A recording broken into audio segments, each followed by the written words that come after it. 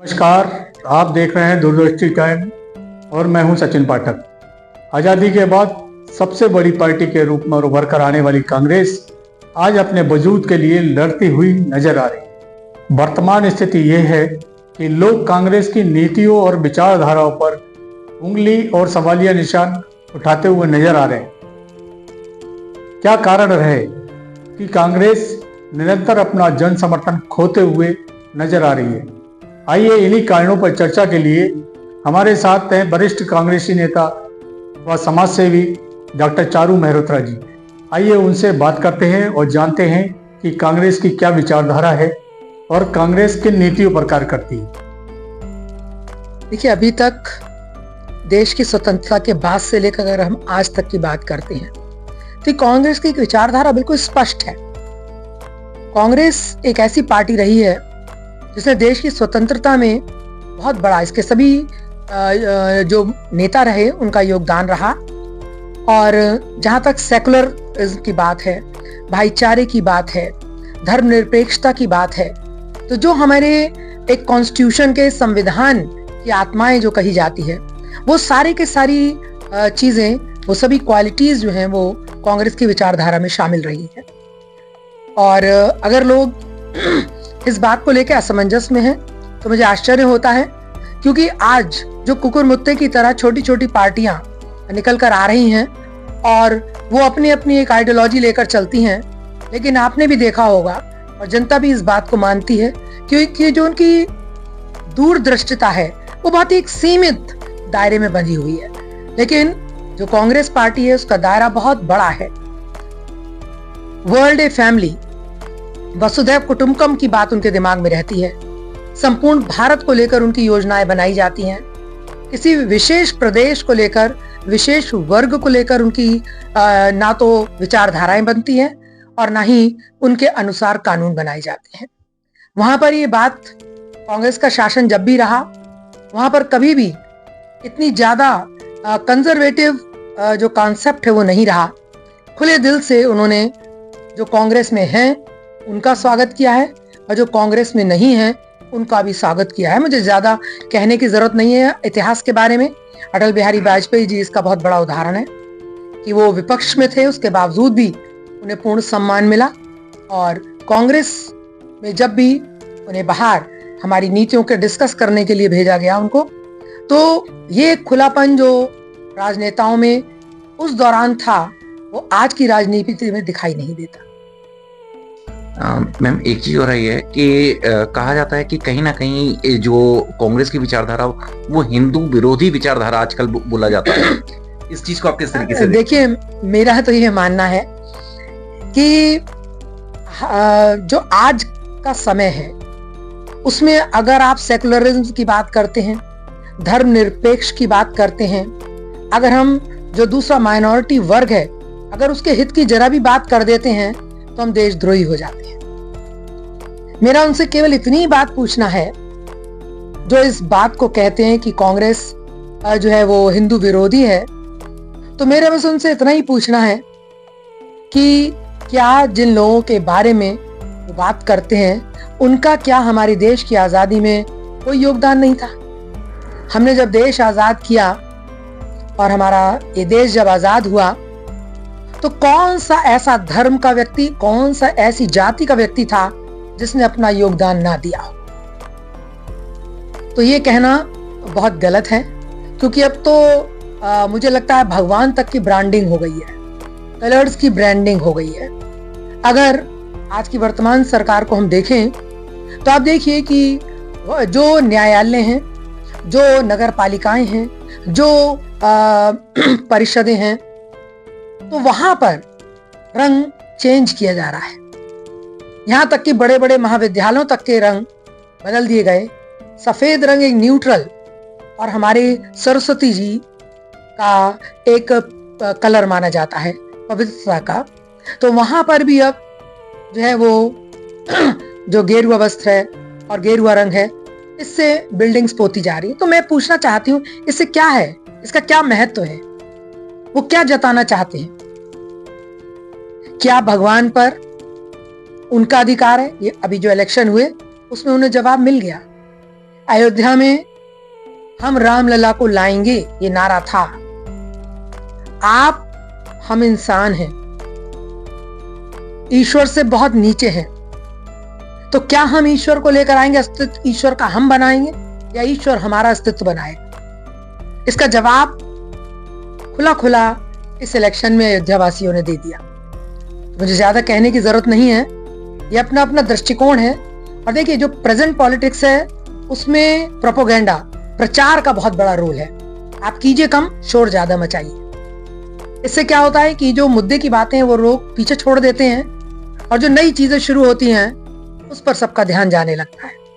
अगर किसी भी चीज को मोल्ड करना है कि जनता का ध्यान उस तरफ ना जाए, बहुत से ऐसे बर्निंग टॉपिक्स हैं जो इंटरनेशनल स्तर पर जो उठाए जा रहे हैं। अडानी जी का देख लीजिए, उन पे केस हुआ है जो, तो लेकिन उसके बाद क्या है, वो केस के बारे में और चीजों के बारे में कहीं भी एक दो दिन बस बात चली और उसके बाद वो गायब हो गए। परसों किया जाता है संभल के केस को, वहां रोज अखबार में 4 कॉलम की न्यूज आती है। भाई क्यों? ये मुद्दा इतना बड़ा है कि वो मुद्दा उतना बड़ा है, जहां देश की साख पूरे बाजार में लगी हुई है। ये तो हमारा घरेलू मसला है, इसे हम बैठ के भी समझा सकते हैं, सुलझा सकते हैं। क्या इससे पहले ऐसे मसले सुलझे नहीं है? क्या दूसरे लोगों ने, माइनॉरिटी वालों ने हमारी यात्राओं में फूल नहीं बरसाए हैं? आप तो हमारे अमरनाथ देख लीजिए, अमरनाथ की यात्रा करते समय जहां पर प्रसाद मिलता है ऊपर भगवान के पास, वहां पे कौन है? वक्फ बोर्ड के लोग लगे हुए हैं। तो वहां भगवान के दरबार में कोई वहां पर किसी भी दूसरे धर्म और जाति का नहीं होता, वहां इंसान है और इंसान ही रहता है। तो ये मुद्दे तो मुझे लगता है कि केवल जानबूझकर ध्यान भटकाने के लिए उकसाए जाते हैं, अदरवाइज इन मुद्दों का कोई इतना महत्व नहीं है। अच्छा मैम, अभी आपने जो कहा कि राम मंदिर वाला मुद्दा आपने कहा, तो राम मंदिर मुद्दे में ही अगर मैं कहूँ एक और चीज आती है कि कहीं ना कहीं जो कांग्रेस का जो मंदिर के उद्घाटन के समय पे ना पहुंचना, कहीं ना कहीं एक अलग विचारधारा के लिए कहीं ना कहीं कहा जाता है कि हिंदू विरोधी विचारधारा कहा जाता है। अच्छा, इससे आप क्या? मैं आपसे एक बात पूछती हूँ कि अभी अंबानी जी के यहाँ शादी हुई तो उसमें भी उन्हें इनविटेशन दिया गया, वो वहां नहीं गए, तो ये कोई बहुत बड़ा मुद्दा तो था नहीं। आप बताइए, आप अपने यहाँ शादी या किसी चीज का, दावत का निमंत्रण देते हैं, तो आप क्या उस व्यक्ति की गारंटी लेते हैं कि तुम भैया आओगे जरूर तब हम तुम्हें निमंत्रण दें? हमने निमंत्रण दिया, हम नहीं आए, हो सकता है हम किसी काम में लगे हों, हो सकता है कि हम वहां उस समय ना जाना चाहते हों, हो सकता है कि हम कुछ और हमारा विचार हो। तो इसका मतलब ये तो नहीं है कि हम हिंदू विरोधी हो गए। मैं आपको बताऊं, बहुत सारे लोग ऐसे हैं जो मंदिर नहीं जाते लेकिन घर पर पूरे नियम पूर्वक हवन और पूजा करते हैं, तो क्या वो विरोधी हो गए क्योंकि वो मंदिर नहीं जाते?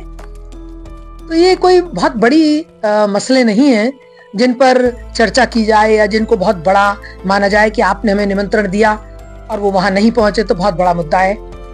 भाई हम तो ये पूछना चाहते हैं, अगर आप शासन में हैं, एक महत्वपूर्ण पद पर हैं, तो उसकी भी गरिमा रखनी चाहिए। ऐसी जगह पर जहां पर आपके जाने पर लोग उंगली उठाएं या वहां पर चर्चा का विषय बने, तो वहां नहीं जाना चाहिए। ये बात राहुल गांधी जी की बात नहीं कर रही हूं, मैं सभी उन नेताओं की बात कर रही हूं जो गरिमामयी पोजीशंस पर हैं और उन्हें भी इस बात से थोड़ा परहेज रखना चाहिए। अब हम आते हैं इस राजनीति पे ही आते हैं। उत्तर प्रदेश की अगर मैं बात करूं, उत्तर प्रदेश किसी समय में कांग्रेस का गढ़ कहा जाता था। वर्तमान में अगर कहूं, कुछ चुनिंदा ही जो सीटें रह गई हैं जो कांग्रेस अभी बचा पाई है। तो कांग्रेस का जो उत्तर प्रदेश में जो वजूद कम हो रहा है, इसके पीछे आप क्या कारण मानते हैं? देखिए, मेरा ये मानना है कि कुछ तो हम लोगों से गलतियां हुई, कांग्रेस पार्टी से कुछ गलतियां हुई जिसकी वजह से हमें अपनी उत्तर प्रदेश की सीटों को खोना पड़ा। लेकिन उस समय हमने ये पार्टी का कोई सख्त कदम नहीं उठा और इसीलिए ये रीजनल पार्टीज जो थी वो कांग्रेस से ही कट कर निकली। देखिए, जो वोट बैंक है वो सब कांग्रेस का ही था। अगर आप बसपा की बात करें, अगर आप सपा की बात करें, यहां तक कि बीजेपी की भी बात करें आप, तो जो ब्राह्मण का वोट बैंक है या सपा में जो इधर वोट बैंक है, या आपका पिछड़ी और अन्य जाति वाला बसपा का वोट बैंक है, ये सारे वोट बैंक्स जो हैं वो पहले कांग्रेस के ही थे। और हो ये लोग असंतुष्ट रहे होंगे कुछ नीतियों की वजह से, और जहां तक मुझे लगता है कि नीति के साथ साथ जो पार्टियों के, रीजनल पार्टी के जो नेता रहे, उन लोगों ने भी उन मुद्दों को लिया जहां पर वोट का ध्रुवीकरण हुआ। कुछ धर्म के मुद्दे ले लिए, कुछ जाति के मुद्दे ले लिए। और मैंने आपसे क्या कहा कि अगर हम दूरदृष्टि नहीं रखते हैं तो हमें नुकसान होता है। रीजनल पार्टीज एक रीजन में तो राज्य कर लेती हैं, लेकिन जो विकास कांग्रेस के समय में था, यहाँ इतनी इंडस्ट्रीज का सेटअप हुआ तिवारी जी के जमाने में या उसके बाद के मंत्रियों में, आप देखिए वो सब चीजें बंद हो रही हैं। बहुत दूर नहीं जाऊंगी, अपने शहर की बात करती हूँ। हमारे यहाँ इंडस्ट्रीज लगी हुई थी और धीरे धीरे करके सारी इंडस्ट्रीज खत्म हो गई और रोजगार यहाँ के लोगों को नहीं मिला। सबसे बड़ा उदाहरण रबर फैक्ट्री के बंद होने का था। चलिए कोई परिस्थितियां रही कि रबर फैक्ट्री को बंद करना पड़ा, लेकिन उसके रिप्लेसमेंट भी तो हो सकता था।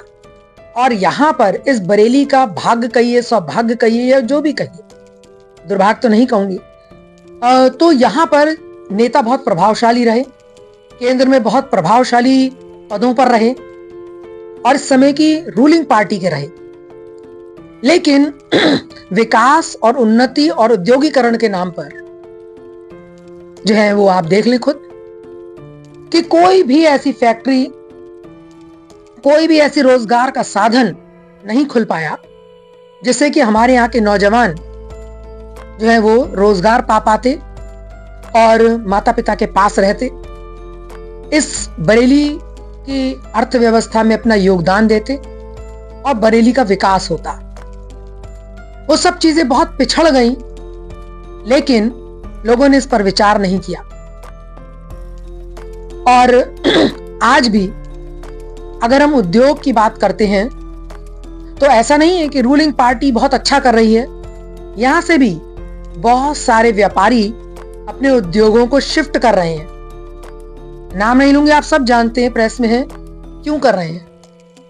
क्योंकि सरकार की नीतियां ऐसी होती जा रही हैं जिसमें वो व्यापार करना अपने आप में मुश्किल पा रहे हैं। तो इसे क्या हम कांग्रेस की कमी नहीं कहेंगे कि वो उन मुद्दों को नहीं भुना पा रही है जो देखिए, मुद्दे भुनाने शुरू हुए तो इतने साल के वनवास के बाद कांग्रेस की सीटें आना शुरू हुई। अब आप आगे का इलेक्शन तो आने दीजिए, तब हम इस बात को बताएंगे कि हम भुनवा पाए या नहीं भुनवा पाए। एक चीज और कहेंगे, ये जो कांग्रेस ने इंडिया गठबंधन जो बनाया, इंडिया गठबंधन के बाद में कहीं ना कहीं अगर देखें तो कांग्रेस की जो साख है वो कमजोर होती जा रही है। तो क्या आपको लगता है कि ये इंडिया गठबंधन कहीं कांग्रेस के लिए फांस बन गया है? देखिए, गठबंधन, इंडिया गठबंधन की बात कही जा रही है तो ये शगुफा उठ रहा है कि वो गले की फांस बन गई है। जहां पर गठबंधन नहीं हो रहा है और वहां पर कहा जा रहा था कि उन्हें यहां पर गठबंधन करना चाहिए। तो ये तो देखिए, एक जो ऊपर बैठे हुए हमारे सीनियर नेता हैं वो वहां बैठे हैं और भी पार्टीज के जो हमारे प्रमुख नेता हैं वो बैठे हुए हैं। अब वहां पर क्या बात होती है, किस आधार पर नीतियां या स्टेप उठाए जाते हैं, उतना तो हम लोगों को डिटेल में नीचे तक फिल्टर होके नहीं आ पाता। हम तो केवल बाहरी चीज देखते हैं, अंदर के मुद्दे नहीं देखते। कभी कभी ऐसा भी होता है कि कभी कभी गठबंधन करने में जो है वो नुकसान भी हो रहा होता है पार्टी का। ऐसा हम देख भी चुके हैं कि एक बार गठबंधन हुआ तो पार्टी को बहुत नुकसान हुआ, अलग लड़े तब भी नुकसान हुआ, और फिर गठबंधन में लड़े तो फायदा हुआ, है ना। तो देश काल परिस्थितियां जो है वो बदलती रहती हैं और कौन सी चीज किस समय सफल हो जाए, अब जैसे दिल्ली का इस समय का चुनाव है, इस पर भी विचार करने की बात है। ये देखने की कि इस समय गठबंधन की जैसे बात खत्म हो रही है, लेकिन मेरा ये मानना था अगर हम मिलकर चुनाव लड़ते या एक अच्छा संगठन उसमें बनता तो शायद इस बार हम और अच्छी तरह बीजेपी का सामना कर पाते, क्योंकि वो तो पुरजोर उन्होंने लगा रखा है। आपने देख ही लिया बंगाल का हिसाब कि किस तरीके से जोड़ तोड़ की राजनीति हो रही है। आपने महाराष्ट्र का देख ही लिया कि किस तरीके के से शिंदे और इन सबको तोड़ा गया और किस तरह से तोड़ और जोड़ की राजनीति की गई। लेकिन जब ये चीजें हो रही होती हैं तो जो उसमें इन्वॉल्व लोग होते हैं वो नहीं समझ पाते कि आगे जाकर इसका कितना बड़ा नुकसान हो सकता है, पार्टी का भी, व्यक्ति का भी, और हमारा जो वजूद है जिसकी वजह से हमें दूसरी पार्टी हमारे उस वजूद को लेकर जो है वो फायदा उठाना चाहती हैं। हम केवल छोटे छोटे फायदों में जो है वो कूदना शुरू कर देते हैं और उसके बाद बाहर आती है और बाहर चली जाती है। तो लेकिन ये बात मैं कांग्रेस के लिए जरूर कहूंगी कि आजादी से लेकर अब तक बहुत सारी पार्टियां आई, बहुत सारी पार्टी के उत्तर प्रदेश में आप देख लीजिए, एक पार्टी, कुछ पार्टियां ऐसी जिनका वजूद ही खत्म हो गया देखते देखते, और मुझे नहीं लगता कि आगे आने वाले समय में वो कुछ कर पाएंगी या इतनी मजबूती से सामने खड़े हो पाएंगी।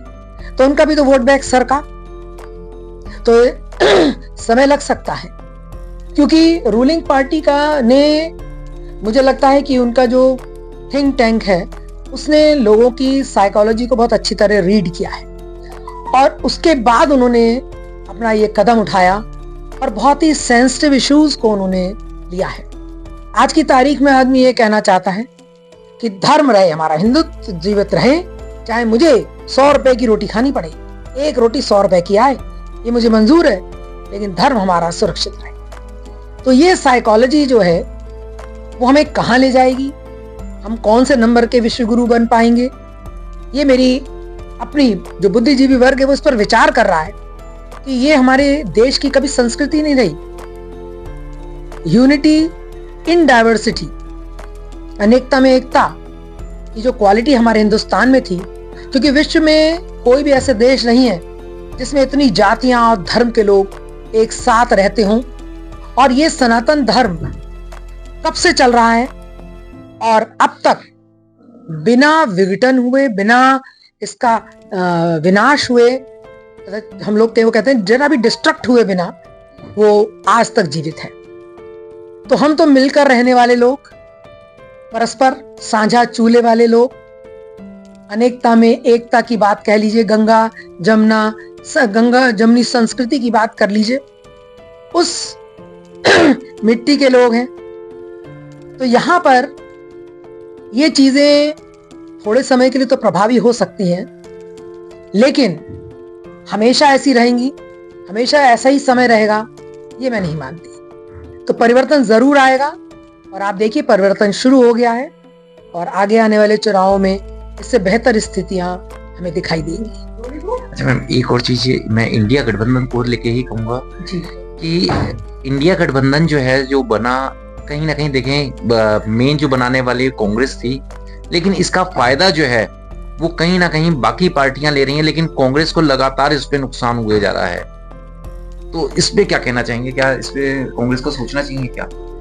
देखिए, अगर हमारे जो शीर्ष नेता हैं वो ये हमारे कांग्रेस के जो राष्ट्रीय अध्यक्ष हैं खड़गे साहब, ये सब इस पे जरूर सोच रहे होंगे। जब हम सोच रहे हैं वो भी जरूर सोच रहे होंगे, और मुझे लगता है कि ये जो चुनाव दिल्ली का फरवरी में घोषित हो गया है, इसके आगे जो रणनीति होगी उसमें जरूर कुछ ना कुछ परिवर्तन आप देखेंगे, और जरूर कोई वो ऐसी नीति होगी जिससे जो हमारी पार्टी को जो थोड़ा नुकसान हुआ है उसकी भरपाई हो, और जरूर कुछ ना कुछ जो है बेटर उसमें हम लोग आए।